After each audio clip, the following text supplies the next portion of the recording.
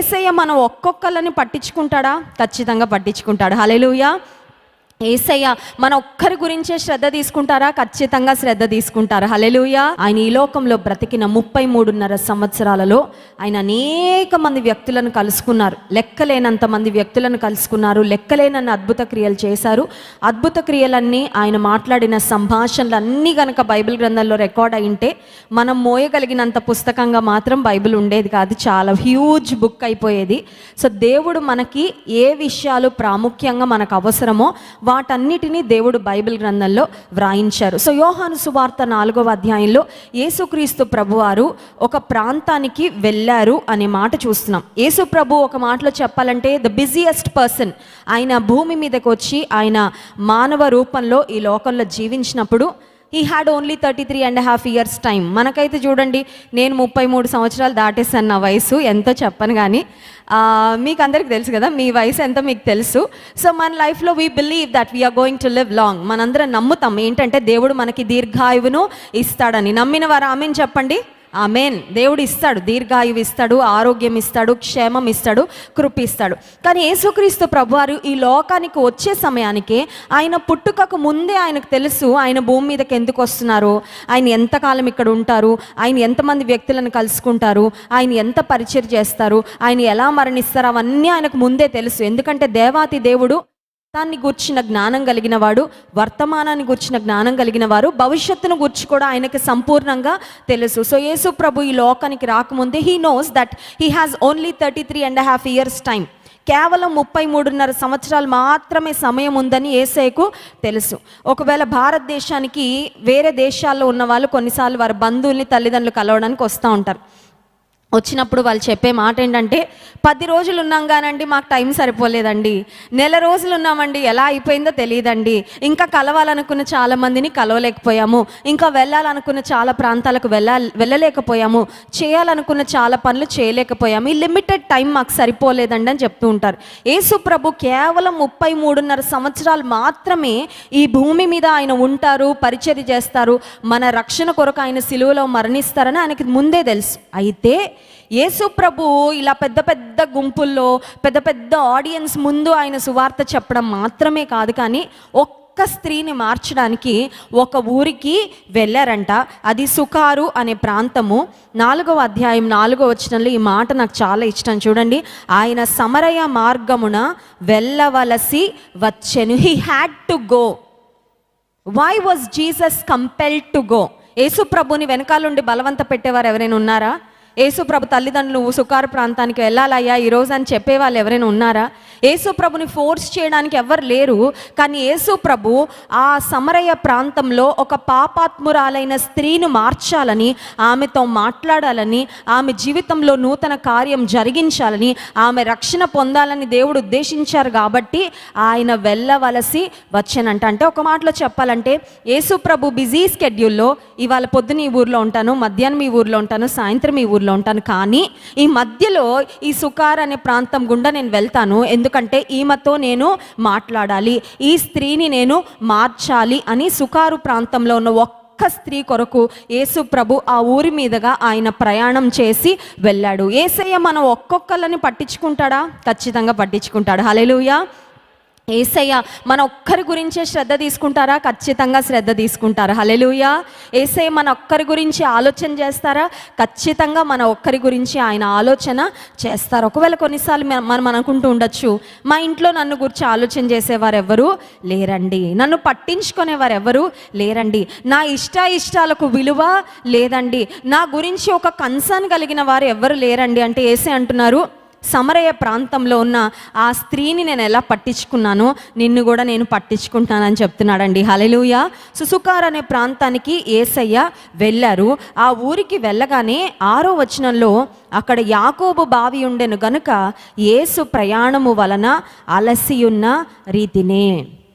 యేసుక్రీస్తు ప్రభు మానవ రూపంలో ఈ లోకానికి వచ్చారు కాబట్టి ఒక మనిషికి ఉండే ప్రతి అనుభవం కూడా యేసయ్య తన జీవితంలో అనుభవించారు. ఎంతమంది అలసిపోయారు ఇప్పటి వరకు లైఫ్లో? ఒక్కసారైనా. నేనైతే చాలా అలసిపోతుంటాను. మీరు ఎప్పుడైనా అలసిపోయారా? వి గెట్ టైర్డ్ కదండి, అలసిపోతాం. నువ్వు నేనైతే అలసిపోయినప్పుడు ప్రార్థన చేస్తా, ప్రభువా ఈ అలసట తీసేయ్యా, 150 రోజుల ప్రార్థనలు జరుగుతున్నప్పుడు రోజు ఉదయకాల సమయంలో లైవ్ ఉండేది. పొద్దున లేవాలా, 5ంటికి లేవాలా, సిద్ధపడాలా, వాక్యం సిద్ధపడాలా, మేం సిద్ధపడాలా, మందిరానికి రావాలా, లైవ్లో కూర్చోవాలా.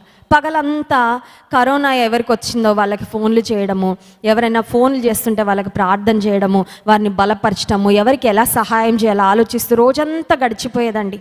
ఇక సాయంకాలానికి వచ్చేసరికి మళ్ళీ లైవ్ ఉండేది. సాయంత్రాన్ని లైవ్కి మళ్ళీ సిద్ధపడాలి, మళ్ళీ వాక్యం సిద్ధపడాలి, మళ్ళీ ప్రార్థనలో కూర్చోవాలి. ఒకరోజు వచ్చేసరికి నేను చాలా అలసిపోయాను. దైవజనుల అలసటని ఎలాగా మరి మేనేజ్ చేస్తారో నాకైతే తెలియదు, కానీ జాన్ వెస్లీ గారు, నేనైతే ఒక స్త్రీగా నేను చాలా అలసిపోయాను. ఎంత అలసిపోయానంటే నాకు మోకాళ్ళు వేసి మంచం ప్రక్కన ప్రార్థన చేసుకోవడానికి కూడా ఓపిక లేదండి. నాకు తెలుసు నెక్స్ట్ రోజు మార్నింగ్ నేను లైవ్కి వెళ్ళలేనని. అయితే నేను దైవజనులతో చెప్పేశాను, రేపు మార్నింగ్ నేను రాలేనండి, ఎందుకంటే నాకు చాలా నీరసంగా ఉంది, నాకు ఓపిక లేదు, నేను పరిగెత్తలేకపోతున్నా, అలసిపోయానంటే దైవజనులు అన్నా, నువ్వు ప్రార్థన చేసుకొని పడుకో, రేపు మార్నింగ్ దేవుడు ఎలా నడిపిస్తాడో చూడు అని చెప్పారు. సరే, చెప్పిన తర్వాత నా బెడ్ పక్కన నాకు శక్తి లేదు, కానీ మోకాలు వేసి దేవుని సన్నిధిలో ప్రార్థన చేస్తున్నా, ప్రభువా ఈ శరీరానికి ఏదో ఓపిక లేదయ్యా, నేను చాలా అలసిపోయాను, ఐఎమ్ వెరీ టయర్డ్. ఎవరైనా తెలిసిన వారు, ఎవరైనా మందిరంలో వాళ్ళు, లేకపోతే బంధువులు కరోనాతో చనిపోయారనగానే మనసంతా పాడైపోయేదండి. మనసంతా దుఃఖం, మనసంతా వేదన. ఆ కుటుంబీకులకు ఫోన్ చేసి వారిని ఆదరించడం, ధైర్యపరచడం, ఒకవేళ మా తరపు నుంచి ఏమైనా చేయగలమా వారికి సహాయం అని ఆలోచించడం, ఇవన్నీ మానసికంగా కూడా చాలా ఎఫెక్ట్ ఉండేది. ఎందుకంటే దేవుని సేవకులు అంటే ఏదో కేవలం ఏదో అలా అలా మాట్లాడేవారు కాదు, కానీ హృదయంతో ఆలోచిస్తాము, హృదయంతో మరి దేవుని బిడ్డల యొక్క బాధ అర్థం చేసుకుంటాం. హల్లెలూయా. సో ఆ సమయంలో నేను ప్రభుతో చెప్పాను, ప్రభు నాకు ఇంకా శక్తి లేదయ్యా, నువ్వు ఇవ్వకపోతే శక్తి నేను ఏమీ చేయలేను, నన్ను నువ్వు నింపయ్యా. ఈ రాత్రి నేను పడుకుంటాను, నీ హాస్పిటల్లో నేను అడ్మిట్ అవుతున్నా ఈ రాత్రి. అంటే అక్కడ హాస్పిటల్లో అడ్మిట్ అవ్వడం అంటే నాట్ ఫిజికలీ బట్ స్పిరిచువల్లీ. నేను చెప్పాను, ఏసయ్య నీ హాస్పిటల్లో నేను అడ్మిట్ అవుతున్నా ఈరోజు రాత్రి, పొద్దున కల్లా నాకు నువ్వేం ఎక్కిస్తావు ఎక్కిచ్చేసి పొద్దున కల్లా నాకు శక్తి ఇవ్వాలి అని ప్రార్థన చేసుకొని పడుకున్నానండి. ఆశ్చర్యము, ఉదయకాల సమయంలో ఫ్రెష్గా నూతన శక్తితో దేవుడు మెలకువిచ్చాడు. హల్లెలూయా. And I went to the live. నేను వెళ్ళాను, లైవ్కి వెళ్ళాను, మళ్ళీ దైవజనుతో పాటు కూర్చున్నాను, పాట పాడాను, నా వంతు ఏదో నేను చిన్నగా పరిచయలో వాడబడి మళ్ళీ తిరిగి వచ్చాను. ఎందుకు ఈ మాటలు చెప్తున్నానంటే, కొన్నిసార్లు మనం అలసిపోయినప్పుడు, బాగా ఫిజికల్ వర్క్ వల్ల అలసిపోతాం, కొన్నిసార్లు మానసికంగా కృంగిపోయినప్పుడు కూడా శక్తి ఉండదు, బలం ఉండదు, ఒక్క అడుగు వేయాలని కూడా అనిపించదు. కొన్నిసార్లు దేహంలో అనారోగ్యాలు, వ్యాధులు, బలహీనతలు వచ్చినప్పుడు ఇంకా మనకి శక్తి ఉండదు, బెడ్ మీద నుంచి లేవలేని అనిపిస్తుంది, 2 అడుగులు వేయలేని అనిపిస్తుంది, ఈరోజు ఇంత పని నా ముందుంది, నేను ఎలా చేయాలనిపిస్తుంది. అలాంటి సమయంలో మన అలసటను ఎవరు అర్థం చేసుకుంటారో తెలుసా? దేవుడు అర్థం చేసుకుంటాడు. హల్లెలూయా. ఎందుకంటే యేసుక్రీస్తు ప్రభు కూడా ఈ లోకంలో జీవించినప్పుడు ఆయన అలసిపోయారంట. అలసట అంటే ఏంటో యేసయ్యకి అర్థమవుతుందా? మన మోకాళ్ళు వేసి, అయ్యా నేను అలసిపోయాను అయ్యా నాకు శక్తి ఇవ్వంటే యేసయ్య అంటాడు, నాకు తెలుసు అలసట అంటే ఏంటో నాకు తెలుసు అంటాడు యేసయ్య. హల్లెలూయా. సుకార్ అనే గ్రామం దగ్గరకు ఆయన ప్రయాణం చేసి వెళ్తున్నప్పుడు మిట్ట మధ్యాహ్నం అంట, ఆ ఎండ చాలా వేడిగా ఉండుంటుంది. ఆ ఎండ ఆ రోజుల్లో ఇప్పుడులాగా క్యాబ్ సర్వీసెస్, ఆ తర్వాత బైకులు ఇవేం లేవండి. యేసుక్రీస్తు ప్రభు కేవలం కాలినడకనే ఆయన ప్రయాణం చేశాడు. He was also tired. So he understands when you feel restless and tired. నీవు అలసట చెందినప్పుడు, నీవు అలసిపోయినప్పుడు, నువ్వు బలహీనపడినప్పుడు నీ పరిస్థితి యేసయ్య బాగా అర్థం. యేసయ్య నేను అలసిపోయానయ్యా అని ఆయనకి చెప్పొచ్చా, చెప్పకూడదా? చెప్పచ్చు. ఆయనకు అన్నీ చెప్పచ్చు. హల్లెలూయా. ఆయనకు అన్నీ తెలుసు, కానీ ఆయనకు అన్నీ నువ్వు చెప్పచ్చు. ఆయనకి నువ్వు అన్నీ చెప్తే నీకు అన్ని విషయాలలో సహాయం దొరుకుతుంది. హల్లెలూయా. కొన్నిసార్లు మనం అనుకుంటే ఇవి యేసయ్యకి చెప్తే యేసయ్య ఎట్లా ఫీల్ అవుతారో, ఇవి కూడా పట్టించుకుంటారో లేదో యేసయ్య అని కొంతమంది అనుకుంటారండి. You can share with him your deepest secrets. తెలుసా, నువ్వు ఎవ్వరికి చెప్పని రహస్యాలు కూడా నువ్వు యేసయ్యకి చెప్పచ్చు. హల్లెలూయా. చాలాసార్లు రహస్య జీవితము అలా రహస్యంగా పెట్టేస్తాం. రహస్య జీవితం బహిర్గతము అవుతుందేమో అని భయంతో బ్రతుకుతుంటాం. అవునా కదా? ఒక చెల్లెమ్మ నాకు తెలుసు, వివాహం కాకముందు she had a bad past, ఒక భయంకరమైన గతం తనకు ఉంది. అయితే అదంతా దైవజనులుగా మాకు చెప్పింది. ఆ పాపని కౌన్సిల్ చేశాము, and then she became very strong. దేవుడు తనకి వివాహం చేయడానికి ఆ పరిస్థితి నుండి ఎప్పుడో వచ్చేసింది బయటకి, కానీ తన మనసులో ఒక భయం ఉండిపోయింది. అదేంటంటే, నా భర్తకు ఒకవేళ నా గతం తెలిస్తే ఏంటి, పెళ్లి కార్డులు ప్రింట్ అయిపోయాయి, ఆ గతంతో ఇప్పుడు అసలు ఆమెకు సంబంధమే లేదండి. కానీ ఆమె మనసులో సాతాను ఒక ఆలోచన పెట్టాడు. ఆలోచన ఏంటంటే, నీ భర్తకి నువ్వు 10th క్లాస్లో ఏం జరిగిందో నీ భర్తకు తెలిస్తే ఏమవుతుందో, నీకు పెళ్ళి అవుతుందో లేదో, నువ్వు సంతోషంగా ఉండగలవో లేదో. పెళ్లి కార్డు ఇవ్వడానికి వచ్చింది. She was so sad. నేను అడుగుతున్నాను, ఎందుకమ్మా ఇంత బాధగా ఉన్నావు? This is the happiest moment in your life. మంచి ఆనందకరమైన సమయం పెళ్లి సమయం, అంటే ఎందుకు ఇంత బాధగా ఉన్నావని అడిగితే చెల్లెమ్మ చెప్తుంది, అక్క నీ ఒక్కదాంతో నేను మాట్లాడాలి అక్క అనింది. ఓకే, వాళ్ళ తల్లిగారు వెళ్ళిపోయిన తర్వాత తనతో కూర్చొని మాట్లాడుతుంటే చెప్తుంది, అక్క నా గతము నన్ను భయపెడుతుంది, నా రహస్య జీవితం ఒకప్పుడు చాలా సంవత్సరాల క్రితం జరిగిన విషయాలు నన్ను భయపెడుతున్నాయి. I'm not able to enjoy this moment, I'm not able to live in the present. ఇప్పుడు జరుగుతున్న వివాహం గురించి, ఇప్పుడు దేవుడు చేసిన కార్యాన్ని గురించి నేను సంతోషంగా ఉండలేకపోతున్నాను అక్క, నాకు రాత్రి నిద్ర పట్టట్లేదు. నేను చెప్పాను, గతము యేసయ్య రక్తంలో కడగబడింది, గతాన్ని యేసయ్య పాతి పెట్టేశాడు, ఆయన సమాధి చేసేసాడు. ఇప్పుడు ఒక నూతన వ్యక్తివి, నీ భవిష్యత్ అంతా దేవుడు చూసుకుంటాడమ్మా, డోంట్ వరీ అబౌట్ ఇట్ అని చెప్పాను. హల్లెలూయా.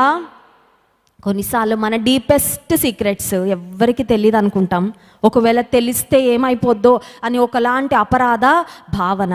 కానీ యేసయ్యతో నీ డీపెస్ట్ సీక్రెట్స్ కూడా నువ్వు చెప్పుకోవచ్చు, నువ్వు చెప్పాలి. ఎందుకంటే నీ సీక్రెట్ లైఫ్లో, నీ ప్రైవేట్ లైఫ్లో, డార్క్ టైంలో నువ్వు ఒకవేళ చేసిన కొన్ని రహస్యమైన కార్యాలు ఆయనకు చెప్పకపోతే చేతులు కాలేక ఆకులు పట్టుకున్న ఉపయోగము ఉండదు. సమయం ఉండగానే, దేవుడు నిన్ను హెచ్చరిస్తుండగానే, నీవు చేస్తున్నది తప్పు అని తెలియగానే, ఇదిగో ప్రభువా నా రహస్య జీవితం ఇది, నాకు తెలుసు నువ్వు అన్నీ చూస్తున్నావని, కానీ నేను ఒప్పుకుంటున్నా, నాకు ఇది ఇష్టం లేదయ్యా, నేను ఇక్కడ ఉండాలని కోరుకోవడం లేదు. కొన్నిసార్లు రహస్య జీవితం అంటే ఏదో పాపాలు చేయరు, కానీ మనసులో కొంతమంది రహస్య జీవితాన్ని కలిగి ఉంటారు, అవునా కదా? They entertain sin not in there personal life but in their thoughts.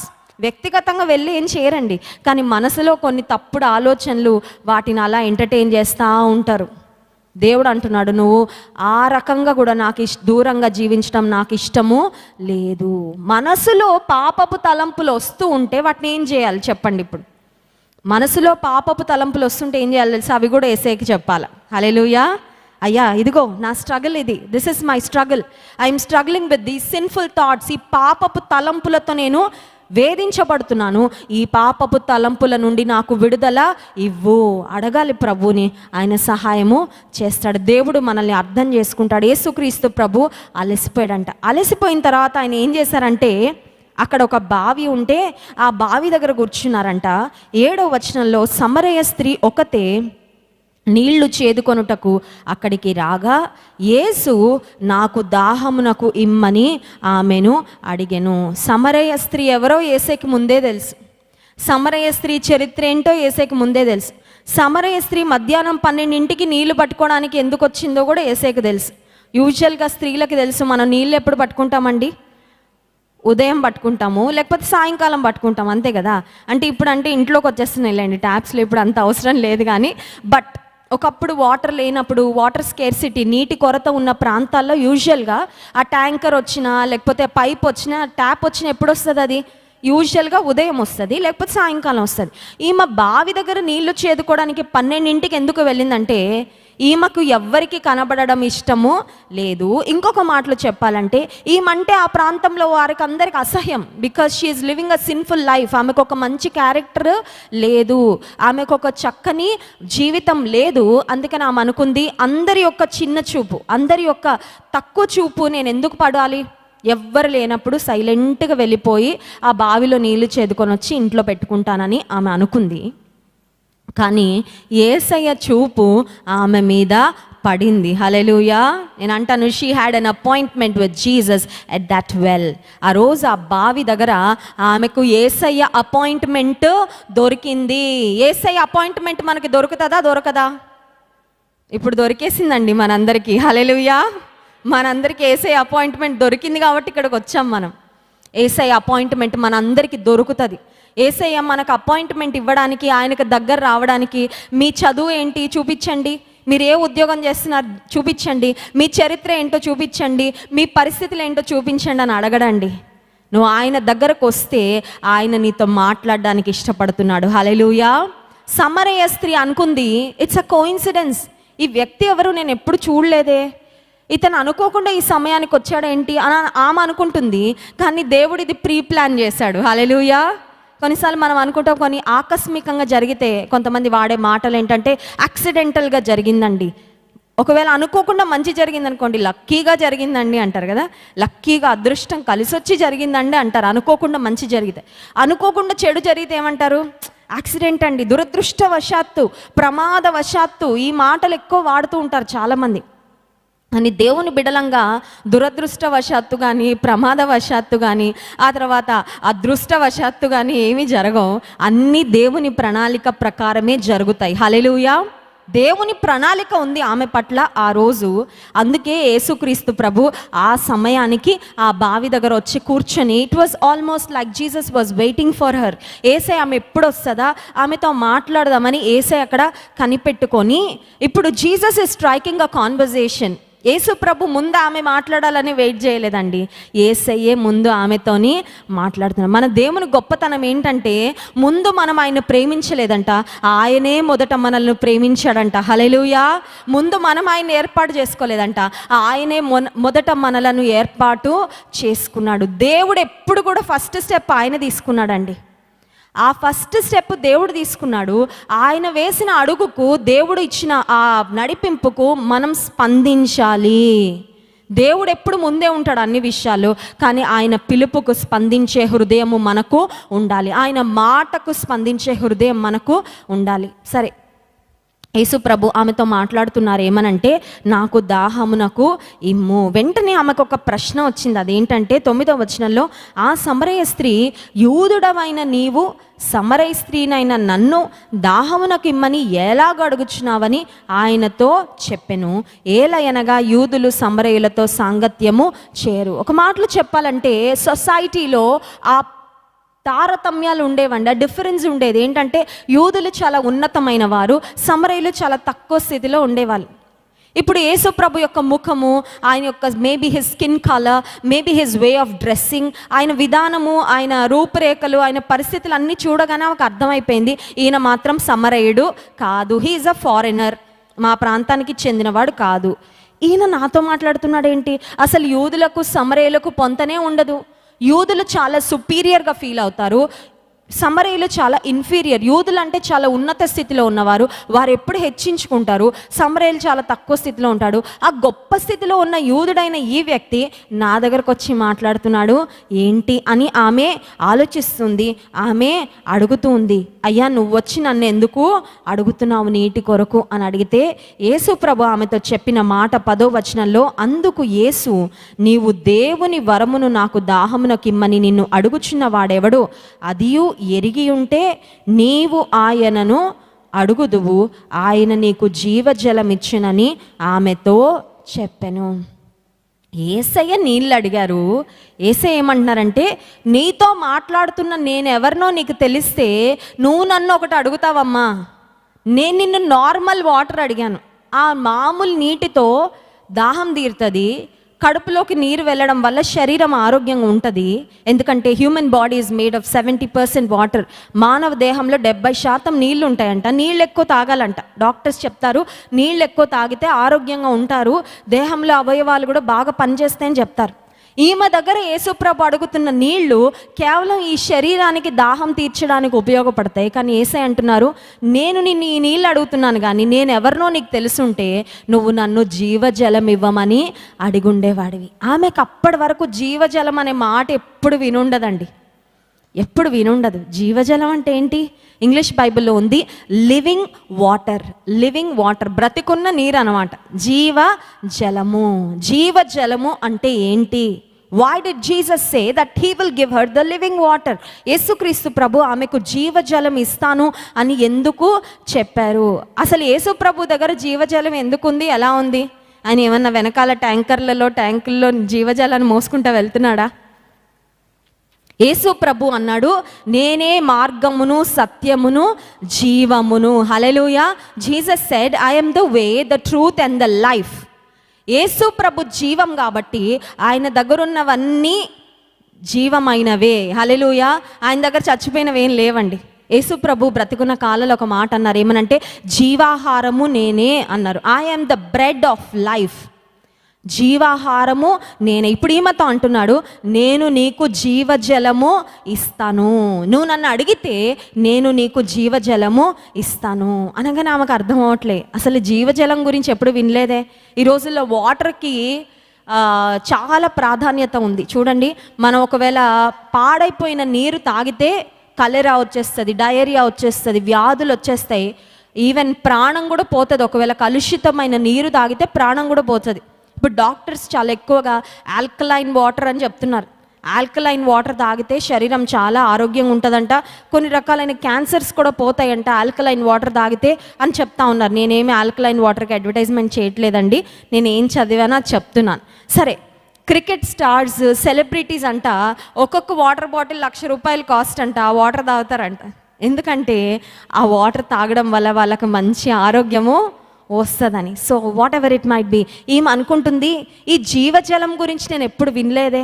Mineral water గురించి విన్నాము, బాయిల్డ్ వాటర్ గురించి విన్నాము, డిస్టిల్డ్ వాటర్ గురించి విన్నాము, ఇంకో వాటర్ గురించి విన్నాం, కానీ లివింగ్ వాటర్ గురించి నేను ఎప్పుడు వినలేదే. ఈయన దగ్గర ఉందా లివింగ్ వాటర్ అని ఆమె చాలా ఆశ్చర్యంగా చూస్తూ ఉంటే యేసుక్రీస్తు ప్రభు చెప్పిన మాట 13వ వచనంలో, అందుకు యేసు, ఈ నీళ్లు త్రాగు ప్రతివాడును మరలా దప్పిగొనును, నేనిచ్చు నీళ్లు త్రాగు వాడెప్పుడును దప్పిగొనడు. నిజమే కదండి.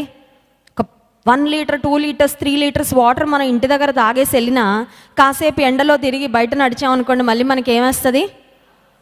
మన క్యామెల్స్ లాగా కాదు కదా, ఒంటెలు అంట దేహంలో ఎన్నో లీటర్లు అవి కూర్చుకుంటాయంట. దాదాపు 3 ట్యాంకులు నీరంతా వాటి కడుపులో, బెల్లీలో స్టోర్ చేసుకుంటాయంట. అందుకని నీరు లేకుండా కొన్ని రోజుల పాటు ఈ క్యామెల్స్ బ్రతుకుతాయి, సర్వైవ్ అవుతాయంట డెజర్ట్ ఏరియాస్లో. కానీ మనకు తెలుసు, మనం ఎంత నీరు తాగినా మళ్ళీ మనకి దాహము వేస్తుంది. యేసు ప్రభువు ఈ భౌతికపరమైన నీటికి, ఆయన ఇచ్చే జీవజలానికి మధ్యలో ఉన్న తేడా ఏంటో చెప్తున్నారు. There is a huge difference between normal water and living water.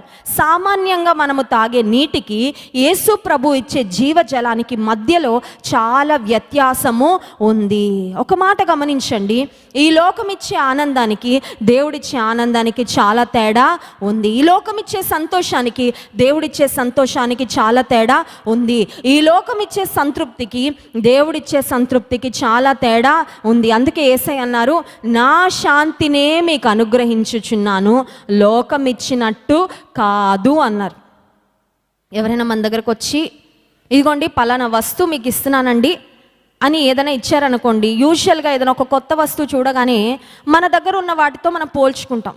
ఇప్పుడు మా దగ్గర ఉన్న దానికి దీనికి ఏంటండి తేడా అని అడుగుతాం. యేసు ప్రభు మీకు శాంతి ఇస్తాను అని చెప్పారు, కానీ క్లియర్గా చెప్పారు, నా శాంతి లోకం ఇచ్చినటువంటి శాంతి కాదు. యేసు ప్రభు ఇచ్చే శాంతికి, లోకం ఇచ్చే శాంతికి చాలా తేడా ఉంది. లోకం కూడా శాంతి, సమాధానము ఇవ్వడానికి ప్రయత్నం చేస్తుంది, అవునా కాదా? చాలామంది కొన్ని రకాలైన ఐలాండ్స్కి వెళ్ళిపోతూ ఉంటారండి. కొన్ని రకాలైన ఎక్కువ మనుషులు లేని నిర్మానుష్యమైన ప్రశాంతమైన ప్రాంతాలకు, హిమాలయ పర్వతాలకు వెళ్ళిపోవాలనుకుంటారు. ఎందుకంటే అక్కడ కొంచెం శాంతి దొరుకుతుంది. సమస్యల నుండి విడుదల అంటే ఏంటంటే సమస్యల నుండి పారిపోవడం అనుకుంటారు చాలామంది.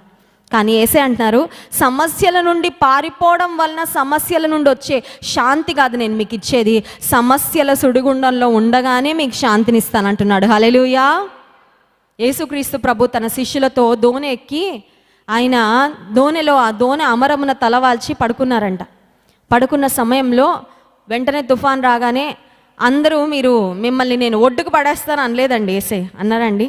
మిమ్మల్ని హెలికాప్టర్ తెప్పించి ఎయిర్ లిఫ్ట్ చేపించి, తెలుసా అండి, కొన్నిసార్లు కొంతమంది పేషెంట్స్ బాగా సిక్ అయిపోతే రోడ్డు మీద వారిని అంబులెన్స్లో ఒక పెద్ద హాస్పిటల్కి తీసుకెళ్ళడానికి సమయం లేనప్పుడు, ప్రాముఖ్యంగా మరి సెలబ్రిటీస్, రాజకీయ నాయకులు ఇలాంటి వారు ఏం చేస్తూ ఉంటారంటే ఎయిర్ లిఫ్ట్ చేస్తారు. ఎయిర్ లిఫ్ట్ అంటే ఏంటంటే ఒక హెలికాప్టర్ వస్తుంది, హెలికాప్టర్లో ఆ బాడీని తీసుకెళ్ళి హెలికాప్టర్లో పెట్టుకొని, ఫర్ ఎగ్జాంపుల్ రాజమండ్రి నుండి ఒక బెంగళూరు, ఒక హైదరాబాద్ తీసుకెళ్ళాలంటే ఎయిర్ లిఫ్ట్ చేస్తారన్నమాట. చాలా ఖర్చు అవుతుంది. కానీ నేల మీద, భూమి మీద ఒక అంబులెన్స్లో తీసుకెళ్తే ఈ ట్రాఫిక్, ఆ తర్వాత ఈ సిగ్నల్స్, ఈ టోల్ గేట్స్ ఇవన్నీ మనం లేకుండా, గాల్లో ట్రాఫిక్ ఉండదు కాబట్టి స్పీడ్గా వెళ్ళిపోద్ది అనమాట. సో యేసు ప్రభు ఆ తుఫాను మధ్యలో తన శిష్యులతో మిమ్మల్ని అందరినీ ఎయిర్ లిఫ్ట్ చేసేసి ఆ ఒడ్డును పడేస్తాను అన్నాడండి యేసయ్య. మీరు ఈ తుఫాన్లో బాగా కంగారు పడిపోతున్నారు, నేను ఒక ఒక మ్యాజిక్ చేసేసి మిమ్మల్ని అందరినీ ఒక హెలికాప్టర్లోనో ఒక ఫ్లైట్లోనో అక్కడ నుంచి ఎత్తేసి మళ్ళీ మిమ్మల్ని నేల మీద పడేస్తానని అనలేదు. యేసు ఏమన్నాడు తెలుసా? ఆయన సముద్రములో ఉండగానే, ఆ తుఫాను మధ్యలో ఉండగానే తన ప్రజలతో ఆయన పలికిన మాట, మీకు నేను చూసుకుంటా, మీరేం కలవరపడాల్సిన అవసరము లేదు అని యేసయ్య గాలిని తుఫానును గద్దించాడంటండి. హల్లెలూయా. చాలాసార్లు అనుకుంటాం, ఈ వ్యక్తి నా జీవితంలో లేకపోతే నాకు తుఫానే ఉండదు అనుకుంటారు కొంతమంది, అవునా కదా?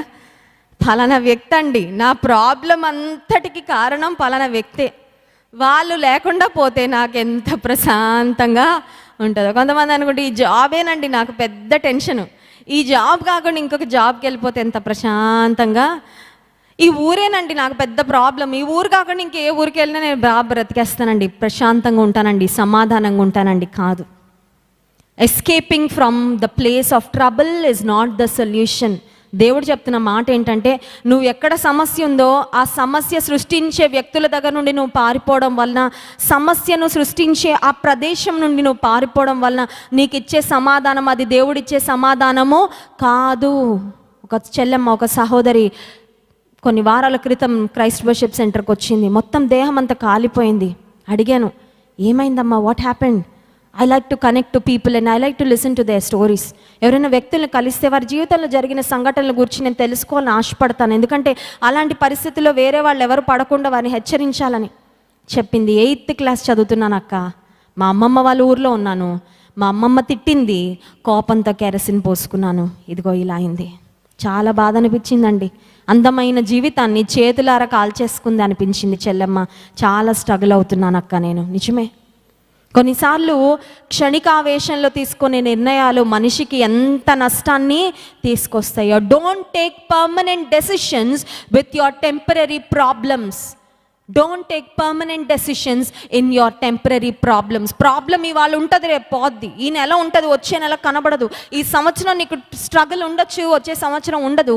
కానీ నీకున్న తాత్కాలికమైన సమస్యలలో శాశ్వతమైన పరిష్కారాలు, నిర్ణయాలు తీసుకోవద్దు. శాశ్వతమైన పరిష్కారం ఇచ్చే దేవుడు మనకు ఉన్నంత కాలము శాశ్వతమైన నిర్ణయాలు మనం తీసుకోవాల్సిన, తప్పుడు నిర్ణయాలు తీసుకోవాల్సిన అవసరం లేదు. హల్లెలూయా. యేసుక్రీస్తు ప్రభు ఆమెతో చెప్తున్నాడు, నువ్విచ్చే నీళ్లు నేను దాగినా నువ్వు దాగినా మళ్ళీ దాహం వేస్తుందమ్మా, కానీ నా దగ్గర జీవజలం ఉంది, ఆ జీవజలం ఎవరైనా త్రాగితే వారు ఎన్నడూ దప్పికొనరు. So Jesus was trying to tell her that he has the permanent solution for her problems. యేసే ఆమెతో ఏం చెప్తున్నారంటే, నీ దగ్గర ఉన్న సమస్యలకు శాశ్వతమైన పరిష్కారం నా దగ్గర ఉంది. నీ మనసులో ఎన్ని ఆలోచనలు ఉన్నాయో నాకు తెలుసమ్మా, నువ్వు లోపల ఎంత కృంగిపోతున్నావో నాకు తెలుసు, నువ్వు లోపల ఎంతో కుమిలిపోతున్నావు నాకు తెలుసు, నువ్వెంత అపరాధ భావనతో జీవిస్తున్నావు నాకు తెలుసు. యేసయ్య ఆమెతో చెప్తున్నాడు, నేనిచ్చే నీళ్లు త్రాగువాడు ఎన్నడూను దప్పికొనడు. వెంటనే ఏమంటుంది, అయ్యా ఆ నీళ్ళు ఏవో కొద్దిగా నాకు ఇచ్చేయ్యా. రోజు మధ్యాహ్నం ఈ బావి దగ్గరికి బిందేసుకొని రావడం, ఇవన్నీ మళ్ళీ ఎవరు చూస్తున్నారా నన్ను, మళ్ళీ వాళ్ళు నా గురించి వెనకాల ఏం మాట్లాడుకుంటారా, ఇవన్నీ ఆలోచనలతో సతమతం అయిపోతున్నాను. ఆ జీవజలం కొంచెం నాకు ఏదైనా ఒక బుడ్డిలో కానీ బిందెలో కానీ నింపేస్తే హ్యాపీగా నేను ఇంట్లో కూర్చొని నా జీవితాన్ని నేను అలా గడిపేసుకుంటాను. ఈమెమో భౌతిక పరంగా ఆలోచిస్తుంది, యేసయ్య ఏమో ఆధ్యాత్మికంగా ఆమెతో మాట్లాడుతున్నాడు. Her thinking was at this level, but Jesus was speaking at this level. ఆమె యొక్క మాటలు చాలా తక్కువ స్థాయిలో ఉన్నాయండి, కేవలం ఈ దేహాన్ని గురించి ఆమె ఆలోచిస్తుంది. కానీ యేసయ్య చెప్తున్న మాటలు చాలా ఉన్నతంగా ఉన్నాయి.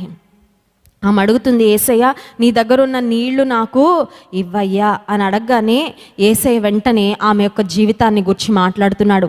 నీ జీవితం ఏంటి, నీ పరిస్థితులు ఏంటి అనంతా ఆమెతో మాట్లాడిన తర్వాత చూడండి 16వ వచనంలో, యేసు వెళ్ళి నీ పెనిమిటిని పిలుచుకొని ఇక్కడికి రమ్మని ఆమెతో చెప్పాను. ఆ స్త్రీ నాకు పెనిమిటి లేడనగా యేసు ఆమెతో, నాకు పెనిమిటి లేడని నీవు చెప్పిన మాట సరి, నీకు 5 పెనిమిట్లుండిరి, ఇప్పుడు ఉన్నవాడు నీ పెనిమిటి కాడు, సత్యమే చెప్పితివి అనేను. యేసు ప్రభు నీ భర్తను పిలుచుకురా అనగానే ఆమె అంటుంది భర్త లేడు అంటుంది. అప్పుడు యేసు ప్రభు అన్న మాట ఏంటో తెలుసా, నిజమే నీకు భర్త లేడు, నీకు సొంతగా ఒక్క వ్యక్తి కూడా నీకు భర్తగా లేడు, కానీ ఒకప్పుడు నీకు 5 ఉన్నారు, ఇప్పుడు ఇంకొక అతనితో నువ్వు సహజీవనం చేస్తున్నావు అని చెప్పగానే షాక్ అయిపోయిందండి. ఎందుకంటే ఆమె యేసు ప్రభుని అప్పటి వరకు ఎప్పుడూ చూడలేదు.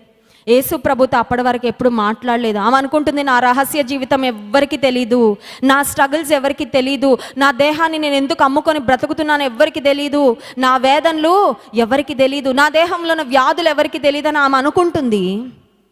అని యేసుక్రీస్తు ప్రభు ఒక్కసారిగా ఆమె చరిత్ర అంతా తెరిచిన పుస్తకంలాగా బట్టబయలు చేయగానే her understanding about Jesus has changed. కళ్ళు తెరుచుకున్నాయండి. ఆమె యేసుని గురించి చెప్తున్న మాట ఏంటంటే 19వ వచనంలో, అప్పుడు ఆ స్త్రీ, అయ్యా నీవు ప్రవక్తవని గ్రహించు. ప్రవక్తలకు తప్ప ఇంత జ్ఞానమా, ఇంత అవగాహన, ఒక తెలియని వ్యక్తి గురించి ఇంతగా నువ్వు చెప్పగలుగుతున్నావంటే నువ్వు సామాన్యుడవు కాదయ్యా, నువ్వు ప్రవక్తం అంటుందండి. దేవునితో మనం సమయం గడిపే కొద్దీ we will understand how little we are and how great God is. హల్లెలూయా. దేవునితో మనం సమయం గడిపే కొద్దీ మనం ఎంత చిన్నవాళ్ళమో దేవుడు ఎంత గొప్పవాడో మనకు అర్థం అవుతుంది, అర్థం అవ్వాలి కూడా. కొంతమంది దేవుడితో సమయం గడుపుతూ కూడా అనుకుంటారు దేవుడికి మనం సలహాలు ఇచ్చేయచ్చని. ఎప్పుడైనా ఇచ్చారండి సలహాలు? దేవునికి ఐడియాలు ఎప్పుడైనా ఇచ్చారా? అడ్వైజరీ బోర్డు లాగా మనం ఏదో ఉన్నట్టు.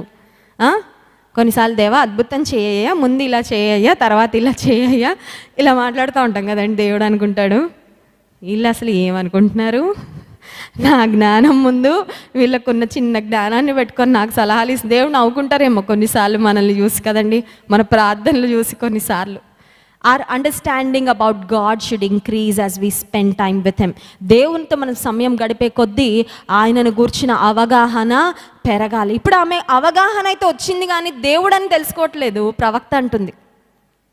ఆ తర్వాత యేసుక్రీస్తు ప్రభు ఆమెతో 24వ వచనంలో ఒక మాట చెప్తున్నారు చూడండి. దేవుడు ఆత్మ గనుక ఆయనను ఆరాధించువారు ఆత్మతోనూ సత్యముతోనూ ఆరాధింపవలెను. ఆమె కూడా, ఆమె పితరులు కూడా అప్పటి వరకు ఆరాధన చేశారంట. కానీ యేసే అంటున్నారు, మీరు ఇప్పటి వరకు చేసిన ఆరాధన సరి అయిన ఆరాధన కాదు. If you want to worship God, మీరు నిజంగా దేవుణ్ణి ఆరాధన చేయాలంటే ఆత్మతో సత్యముతో దేవుని ఆరాధించాలి. యేసుక్రీస్తు ప్రభు ఆమెకు ఒక డివైన్ రెవల్యూషన్, ఒక మాటలో చెప్పాలంటే ఒక అద్భుతమైన ప్రత్యక్షత ఆ సమరయ స్త్రీకి దేవుడు ఇస్తున్నాడు. ఎందుకు ఇచ్చాడంటే ఆమె యేసే దగ్గర నిలబడి లేకపోతే కూర్చొని మాట్లాడుతూ ఉంది కాబట్టి. ఆమెను గూర్చి ఆమెకు ఒక అవగాహన వచ్చింది, దేవుని గూర్చిన ఒక అవగాహన వచ్చింది, దేవుని ఎలా ఆరాధించాలో కూడా దేవుడు ఆమెతో మాట్లాడుతున్నాడు. Let me tell you something. మనం దేవుళ్ళు ఎదుగుతున్నామంటే అర్థం ఏంటంటే దేవుని పట్ల మన ప్రవర్తనలో ఒక మార్పు రావాలి, దేవుని ఆరాధించే విధానంలో మార్పు రావాలి, దేవుని గణపరిచే విధానంలో మార్పు రావాలి, దేవునికి ప్రార్థన చేసే విధానంలో మార్పు రావాలి. నేను రక్షణ పొందానండి 30 సంవత్సరాల క్రితం, అప్పటి నుండి ఇప్పటి వరకు అదే ప్రార్థన అండి. కొంతమంది టేప్ రికార్డర్ ప్రార్థన ఉంటుంది తెలుసా అండి? టేప్ రికార్డర్ ప్రార్థన అంటే ఫస్ట్ లైన్ నుంచి లాస్ట్ లైన్ వరకు అవే ఉంటాయి, ఇంకేం ఉండవు. కొంతమంది తెలుసా అండి, వాళ్ళు ప్రార్థన చేసినప్పుడు కొంతమంది మా అమ్మగారులు అమ్మమ్మగారులు అట్లా ఉంటారు కదా, వాళ్ళ ఫస్ట్ లైన్ తర్వాత నెక్స్ట్ లైన్ ఏమొస్తుందో మాకు ముందే మైండ్లో వచ్చేస్తూ ఉంటుంది. ఎందుకంటే విని విని ఓహో నెక్స్ట్ ఇది నెక్స్ట్ ఇది నెక్స్ట్ ఇది అందులోనే వస్తుందండి. ప్రార్థన అంటే నువ్వు కంఠస్థం చేసి పరలోకమందున మా తండ్రి అనేది కాదు. ప్రార్థన అంటే హృదయం విప్పి నీ పరలోకపు తండ్రితో మాట్లాడేది. హల్లెలూయా. ఈమె దేవునితో మాట్లాడుతూ ఉంటే she was getting a new revolution, ఒక నూతనమైన ప్రత్యక్షత ఆమె పొందుకుంటూ ఉంది. ఇప్పుడు అంటుంది, అయ్యా నాకు నిన్ను గురించి అర్థమైందయ్యా.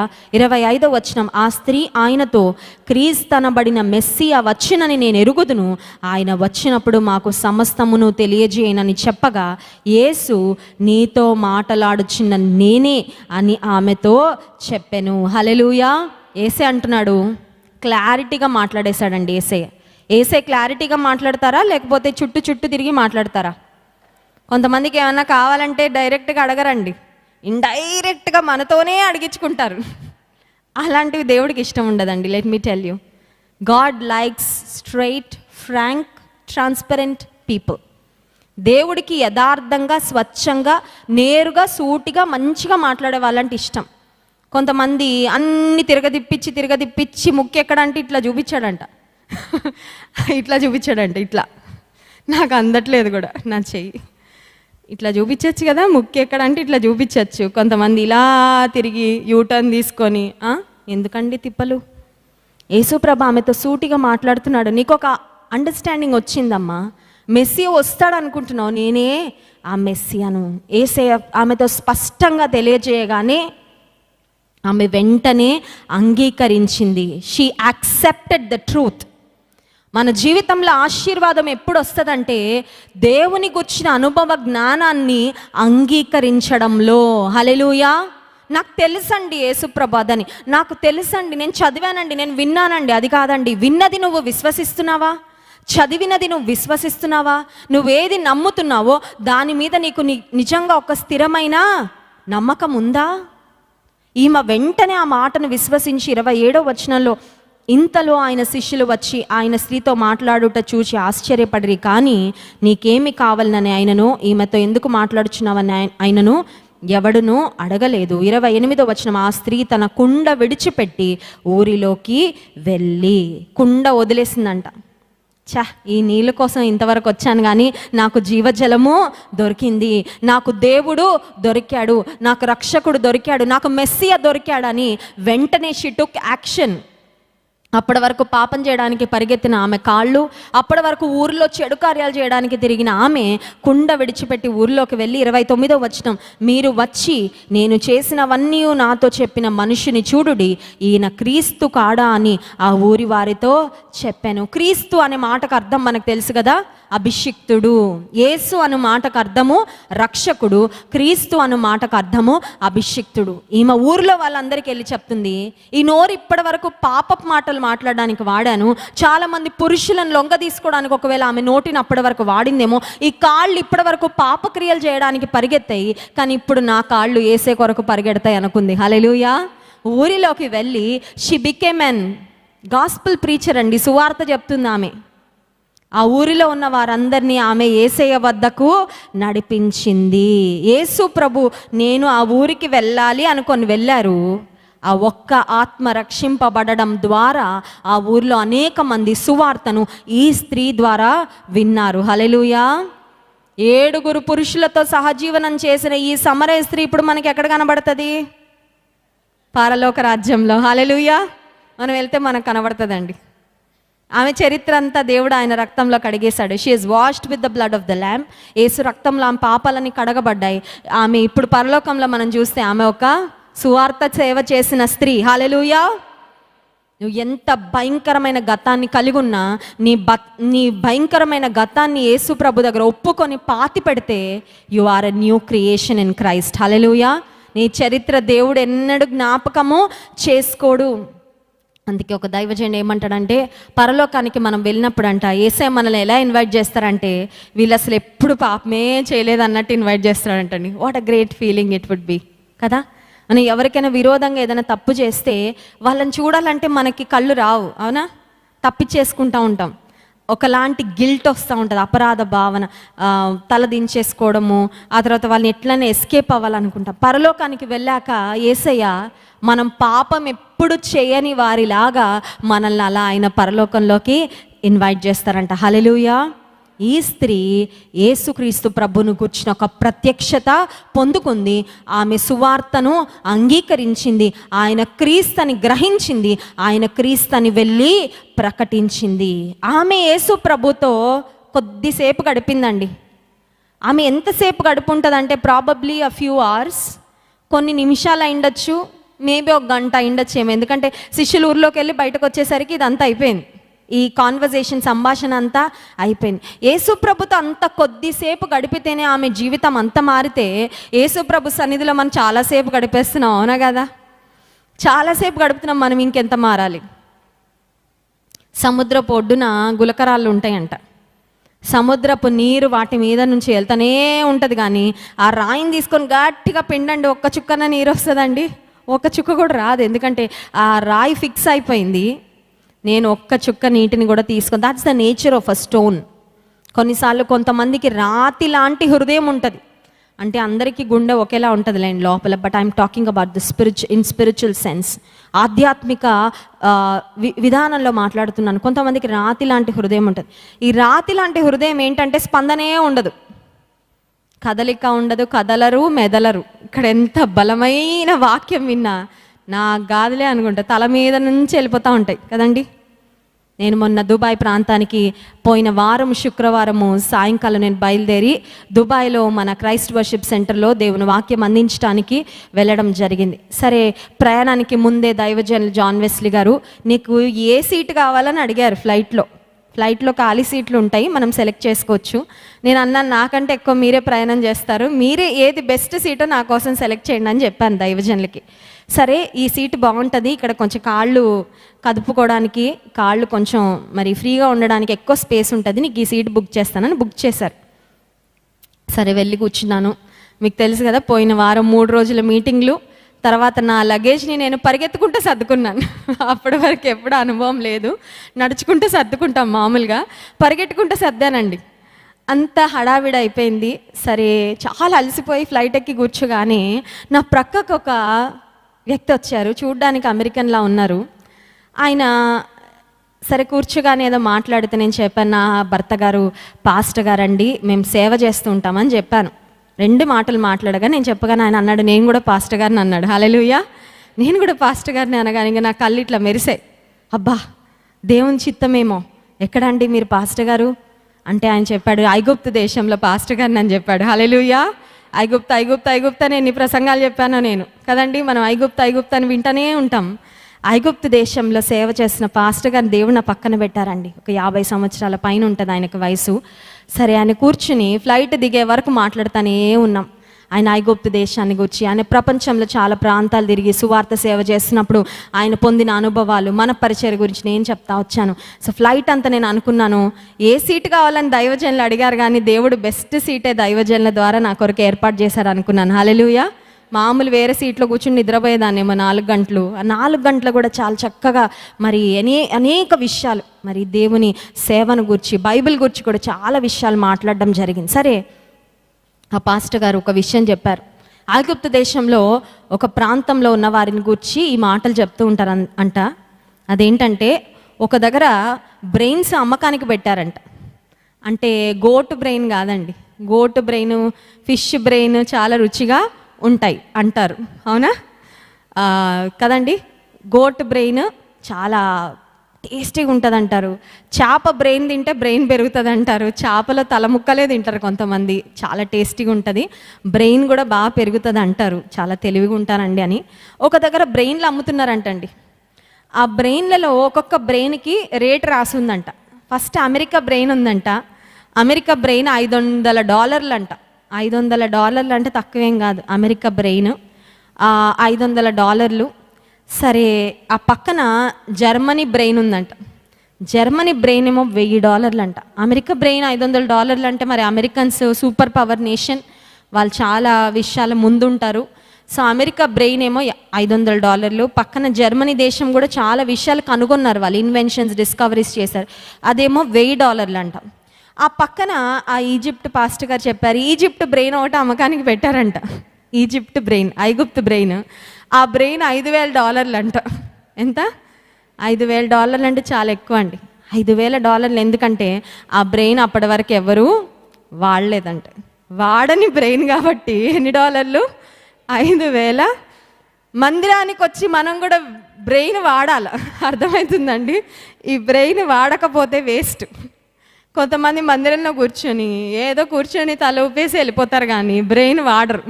అంటే బ్రెయిన్ వాడరు అంటే ఏంటి? బ్రెయిన్లోకి ఏం వెళ్ళనివ్వరు, బ్రెయిన్లోకి ఏం తీసుకోరు. ఫాస్టింగ్ ప్రేయర్ అయిపోయి వెళ్ళాక దైవజనులు ఏం చెప్పారంటే, ఏం చెప్పారోనండి కదండి, ఏం చెప్పారో బాగా చెప్పారండి, కానీ ఏం చెప్పారో మమ్మల్ని అడగద్దండి అంటారు కదండి. మనం బ్రెయిన్ ఏం చేయాలండి? వాడాలి. వాడకపోతే ఈ బ్రెయిన్ వేస్ట్ అయిపోద్ది, అర్థమవుతుందండి. డాక్టర్స్ ఏం చెప్తారంటే, బ్రెయిన్ ఎంత వాడితే అంత షార్ప్ అవుతుందంట. కొన్నిసార్లు మనం అనుకుంటాం, ఈ బ్రెయిన్ అన్ని గుర్తుపెట్టుకోలేదు అనుకుంటాం కదా. ఈ బ్రెయిన్ అన్ని గుర్తుపెట్టుకోలేదు, ఈ బ్రెయిన్ని ఓవర్లోడ్ చేయొద్దు, ఈ బ్రెయిన్లో ఎక్కువ సంగతులు పెట్టేస్తే బ్రెయిన్ షట్ డౌన్ అయిపోతుందేమో, కంప్యూటర్లో డేటా వేసేసి కంప్యూటర్ ఆగిపోద్ది కదా. ఈ ఫోన్ నిండా డేటా పెట్టేసుకుంటే ఫోను బ్లాంక్ స్క్రీన్ వచ్చేస్తుంది కదా. కొన్నిసార్లు మనం అనుకుంటాం, ఈ బ్రెయిన్ని బాగా నింపేస్తే ఈ బ్రెయిన్ ఆగిపోతుందని. కాదు, శాస్త్రవేత్తలు ఏం చెప్తున్నారంటే, బ్రెయిన్ ఎంత వాడితే అంత షార్ప్ అవుతుంది. యూదులు చాలామంది తమ పిల్లలకు చిన్న వయసులోనే ఆదికాండం, నిర్గమకాండం, లేవికాండం, సంఖ్యాకాండం, ద్వితీయోపదేశకాండం కంఠస్థం పెట్టిస్తారంటండి. పేర్లు కాదు, పుస్తకాలు. 5 పేర్లు కాదు, 5 కాండాల పేర్లు అంటే అవి కాదు చెప్పడం, మొత్తం పుస్తకాలు ఫ్రమ్ కవర్ టు కవర్. పెంటాటెక్ అంటారు, తోరా అంటూ ఉంటారు కూడా. సో ఈ 5 గ్రంథాలను యూదులు తమ పిల్లలకు చిన్న వయసులోనే మొత్తం ప్రతి పదం కంఠస్థం చేపిస్తారండి. వాళ్ళు నేర్చుకుంటారండి. యూదులు ప్రపంచంలో ఎన్ని డిస్కవరీస్ చేశారో. యూదులు, ఇజ్రాయెల్ దేశము ఒక మాటలు చెప్పాలంటే ప్రపంచంలో అన్ని దేశాల కంటే ముందు స్థానంలో ఉంటుంది. ఎందుకంటే వాళ్ళు దేవుని వాక్యాన్ని అలా పఠిస్తారు కాబట్టి. హల్లెలూయా. ఉదయకాల సమయంలో కూడా దేవుని గుర్చిన జ్ఞానముతో మన తలను, మన మెదడును ఏం చేయాలండి? నింపాలా. అర్ధరాత్రి లేపినా కూడా ఏం రావాలి మనకి? కొంతమందికి అర్ధరాత్రి లేవగానే బూతు మాటలు వస్తాయి. మా ఇంటి పక్కన ఒక ఆమె ఉండేది మా చిన్నతనంలో. ఆమె బ్రెయిన్ నిండా బూతులేనండి. పొద్దున 6 గంటలకు లేచి సుప్రభాతం భర్త మీద, కొడుకుల మీద, కూతుర్ల మీద, అందరి మీద చదువుతూ ఉండేది బూతులు. ఆమెమో ఇంటి ఓనరు, మేమేమో టెనెంట్స్. అయితే మందిరం పక్కనే బిల్డింగ్ ఉందని అందులో దిగాం మేము. ఇంకా అప్పుడు మా నాన్నగారు అన్నారు, ఈ బూతుల పారాయణం విన్నామంటే పిల్లలుగా మేము కూడా నేర్చేసుకుంటాం. ఎందుకంటే విన్నవి తెలియకుండా వెళ్ళిపోతాయి. ఇల్లు మారిపోయామండి. ఎందుకంటే అలాంటి మాటలు మన చెవిన కూడా పడకూడదు అని. మనం ఏవి వింటామో అది మన మనసు మీద చాలా ప్రభావాన్ని చూపిస్తాయి. దేవుని మాటను వినాలి. ఆమె దేవుని మాటలు వినింది, స్పష్టంగా వినింది. సమరయ స్త్రీ, ఆమె జీవితంలో ఒక క్రియ జరిగింది. నువ్వు నిజంగా వింటున్నావంటే నీ జీవితంలో అది కనబడుతుంది, ఇంపాక్ట్. హల్లెలూయా. వింటున్నాను కానీ ఏం జరగట్లేదు, నేను మారట్లేదు అంటే నువ్వు సరిగ్గానే వినట్లేదు. Maybe you are not listening the right way. సరైన విధానంలో వింటే ఈమె దేవుని గుర్చిన అనుభవ జ్ఞానము పెరిగింది. ఒక సువార్తికురాలిగా she was filled with courage, ధైర్యంతో నింపబడిందండి. ఊరిలోకి వెళ్ళి ఇప్పుడు నేను చెప్తే ఎవరైనా వింటారా లేదా అనే ఆలోచన రాలే. చాలాసార్లు మనం దేవుని కొరకు ఏమైనా చేయాలంటే మనకు వచ్చే ఆలోచన ఏంటి? ఎవరేమనుకుంటారో, ఎవరేమంటారో, ఎవరు నా గురించి ఏం మాట్లాడుకుంటారో. So many times we are more concerned about people's opinions కదండి. ప్రజలు ఏమనుకుంటారో అని ఆలోచించి ఆగిపోతూ ఉంటాం, చేయాల్సినవి చేయం. జీవితం అలానే గడిచిపోతుంది. నువ్వు చేయాలనుకున్న ప్రభు కొరకు చేసేయి వెంటనే. హల్లెలూయా. నైకీ అని ఒక బ్రాండ్ ఉంటుంది.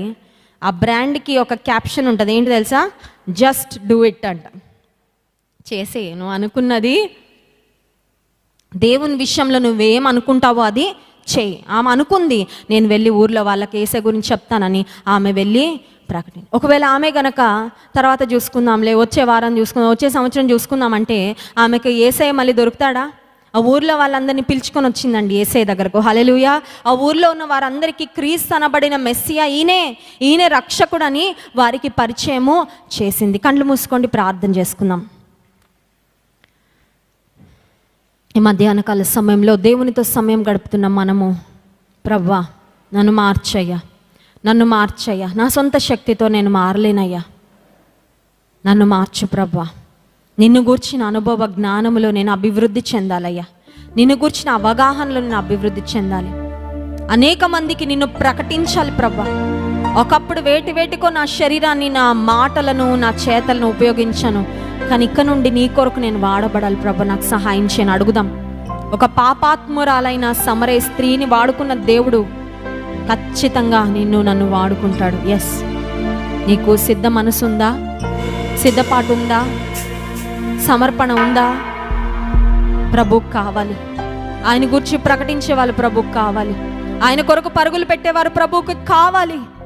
చెప్తావా సహోదరి, సహోదరుడు? అయ్యా నేనున్నానయ్యా, ఇదిగో అయ్యా నేనున్నాను. పరిశుద్ధ మహోన్నతునికి స్తోత్రాలు. ఉదయకాల సమయంలో మీ వాక్యం ద్వారా మాతో మాట్లాడినందుకు మీకు వందనాలు చెల్లించుకున్నాం. సమరయ స్త్రీ ఎంత భయంకరమైన పాపపు జీవితంలో బ్రతికినప్పటికీ నేను వచ్చి కలుసుకోగానే ప్రభువా ఆమె జీవితం మారిందయ్యా. ఆమె పద్ధతులు మారాయి. ఆమె పాపానికి స్వస్తి చెప్పింది. అప్పటి వరకు సొసైటీలో చిన్న చూపు చూడబడిన ఆమె ఒక సువార్తికురాలిగా ప్రభా నేను అనేక మందికి పరిచయం చేసింది. ప్రభా మమ్మల్ని వాడుకోవడానికి ఇష్టపడుతున్నావు ప్రభా, నీకు వందనాలు. నీతో సమయం గడుపుతూ ఉండగా ప్రభా నూతన ధైర్యంతో మేము నింపబడాలి, నూతన పట్టుదలతో మేము నింపబడాలి. నిన్ను గూర్చి ఎవరికైనా ప్రకటించాలనే భారంతో మేము నింపబడాలి ప్రభా. అట్టి కృప మాకు దయచేయండి. సమయం ఉండగానే, అవకాశాలు ఉండగానే మాకు శక్తి ఉండగానే, ప్రాణం ఉండగానే ప్రభువా నీ కొరకు పనిచేసే కృపను మాకు దయచేయండి. మమ్మల్ని పరిపూర్ణంగా అర్థం చేసుకునే దేవుడవు నీవయ్యా, స్తోత్రాలు. మా జీవితాలకు చాలిన దేవుడవు నీవయ్యా, నీకు స్తోత్రాలు. మిమ్మల్ని స్తుతించి ఆరాధించబోతుండగా ఆరాధన ఆత్మతో మమ్మల్ని నింపుమని యేసు నామమున ప్రార్థిస్తున్నాం తండ్రి, ఆమేన్.